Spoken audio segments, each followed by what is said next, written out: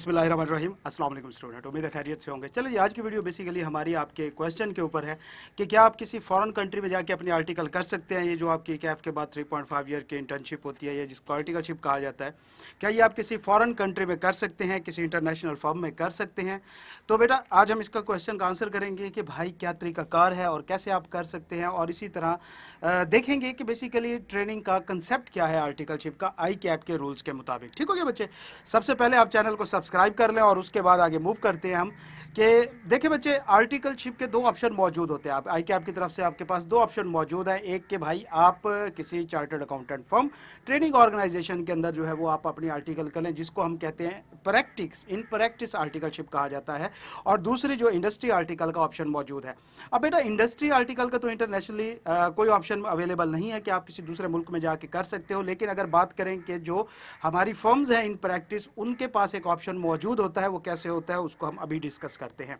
देखो बेटा, आर्टिकलशिप का एक कंसेप्ट है। वो कंसेप्ट क्या है कि आपने अपना जो 3.5 साल का पीरियड है ना, वो किसी ऐसी चार्टर्ड अकाउंटेंट फर्म में लगाना है जो आई कैप के साथ, मतलब जो पाकिस्तान का सीए जो है उसके साथ, जो हमारा रेगुलेटरी बॉडी है उसके साथ as a training organisation register होनी चाहिए।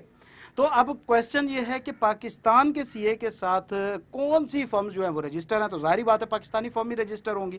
अब बाहर वाली फर्म तो हमारे पाकिस्तानी सीए के साथ तो रजिस्टर नहीं हो सकती। तो भैया अब ये एक कंसेप्ट के भाई किसी इंटरनेशनल फर्म में जाके, बाहर की फर्म में जाके आर्टिकल की जा सकती है। तो बेटा आपकी 3.5 साल की आर्टिकल तब तक कंप्लीट कंसीडर नहीं की जाएगी जब तक आप किसी ऐसी चार्टर्ड अकाउंटेंट फर्म जो कि ट्रेनिंग ऑर्गेनाइजेशन भी रजिस्टर हो आई कैप के साथ, जो कि आई थिंक 253 इस टाइम लेटेस्ट चल रहा है, उनकी तादाद है 253 की, उसके अलावा किसी में नहीं हो सकती। तो लिहाजा अब मसला है कि क्या बाहर के मुल्क में आर्टिकल नहीं हो सकती। नहीं बेटा, ऐसा होता है इस तरह से कि हमारी जो अपनी फर्म है जो आई कैप के साथ as a training organisation register हैं, उनकी कुछ बाहर सेटअप मौजूद है। अब वो क्या करती हैं कि वहाँ पे भी स्टूडेंट्स को हायर करती हैं, यहाँ से भी स्टूडेंट्स को बाहर भेजती हैं।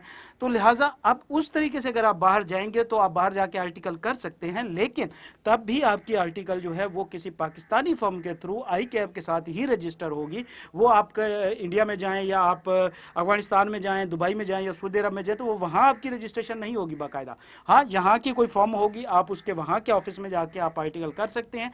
तो आपकी रजिस्ट्रेशन जो होगी वो यहाँ के ऑफिस के साथ होगी, आपकी जो आई कैप के साथ as a training organisation register होगा। तो लिहाजा हमारी आज के डिस्कशन का जो एक समरी निकली वो ये है कि आप कर सकते हैं, किसी भी फर्म में कर सकते हैं जो आई कैप के साथ as a training organisation register हो, चाहे वो दुनिया के किसी भी कोने में बैठ के काम कर रही हो। ठीक है बच्चे, तो उम्मीद है आपके काफ़ी सारे क्वेश्चन या कन्फ्यूजन इस मामले में क्लियर हो चुके होंगे इंशाल्लाह।